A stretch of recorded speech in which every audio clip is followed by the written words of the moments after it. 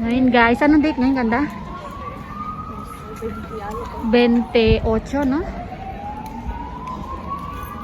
28 po dito ngayon sa Abril 28 dito sa Spain. Ayan, Europe time. So, ang nangyari po kasi ngayon, lahat po kami walang kuryente, shutdown. So, wala rin kaming signal. As in, ayan, lahat ng mga tao ngayon nasa labas. Pero, kung makikita nyo naman yung mga tao, trangkila lang naman sila. Ayan, nakasarado yung yung Carrefour na yan yung pinaka namin dito, binibilhan namin. As in, alas 10 bukas pa yan. So wala ding metro guys, sarado. Kasi syempre 'di ba gumagamit ng dito ng kuryente. So walang metro guys. Ayan ang mga tao naglalakad ngayon. Ayan. Naglalakad yung mga tao. Traffic, tapos so sabi nila guys, buong Europe may shutdown. Ayan. So kung makikita nyo, ayan, walang bus, hininto din yung no admitted viajeros nakalagay. So hindi sila makabiyahe. Ayan. So, ano nangyari guys?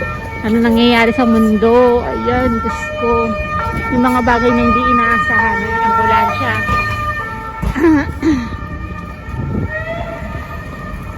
Akala namin simpleng lang.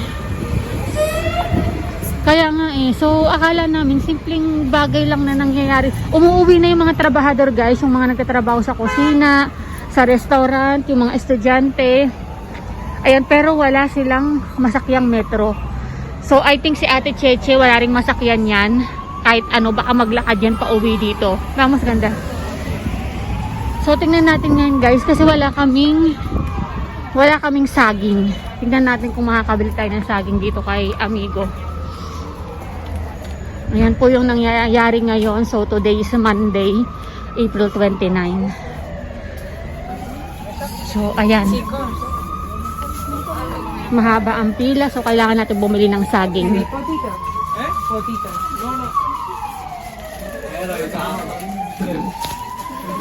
Saging.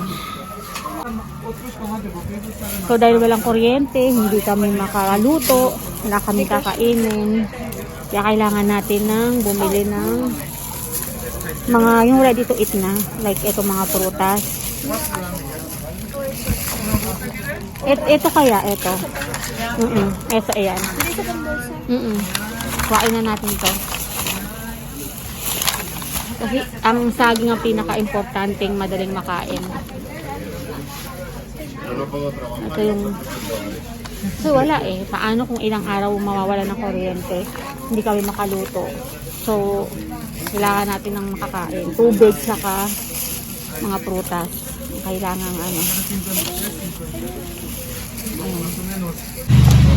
So, ayun na nga guys, bumili kami ng prutas kasi yun yung ready to eat na. So, hindi sila tumatanggap ng tarjeta ngayon. So, meron pa akong isang chino dito na pupuntahan na gulayan, putasan. Nag-uuwian ng mga estudyante, yung mga polisiya dyan. Sarado ang metro. Ayan, sarado. So dati kasi nagbanta na yan ng 72 hours na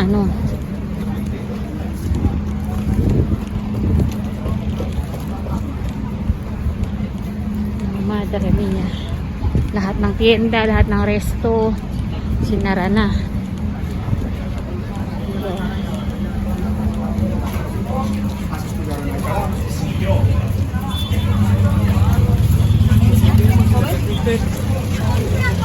Yung mga tao, pero parang wala lang din naman sa kanila.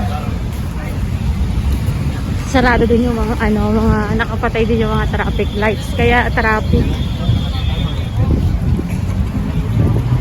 Ano kayang mangyayari, Diyos ko? Pero siyempre kailangan tranquila lang. So ngayon puro mga epektibo lang yung mga gagamitin nating pera. Hindi tayo pwedeng gumamit ng tarjeta. Halipin na natin dito sa may chino, baka makabili tayo ng tubig. Hindi natin makabili ng tubig dito.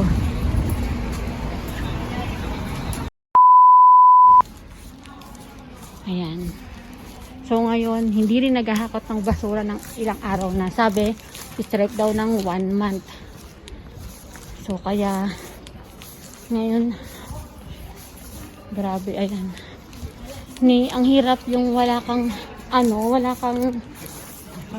tawag dito, walang data. Ayan.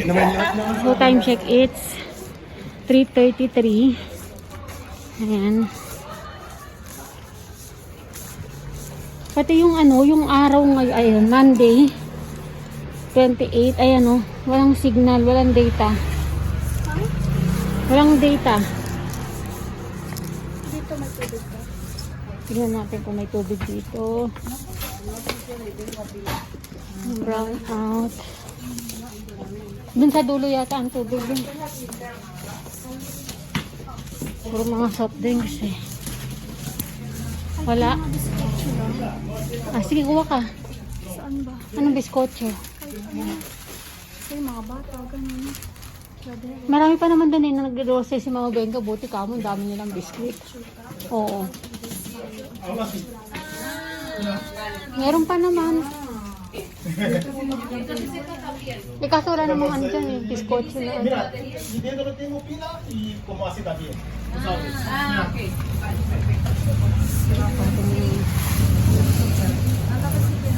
¿Usted quiere no? Tubig wala doon. Ay, mga chino lang yung mga ngayon bukas. Dito tinapay be. Yung mga pan. O ano. Mamaya na, uwi muna tayo. Mabigat yung dala natin. Ito yung best friend ko. Kumustahin natin yung best. Ayun, nananahi pa rin. Pero yung mga tao, tangkila lang. Siyempre hindi naman papayag siguro yung presidente ng Spain ng mga... Oo nga, di ba sabi, Espanya, Pransya daw. Oo. Siyempre magkakaisa yung mga pinuno ng ano.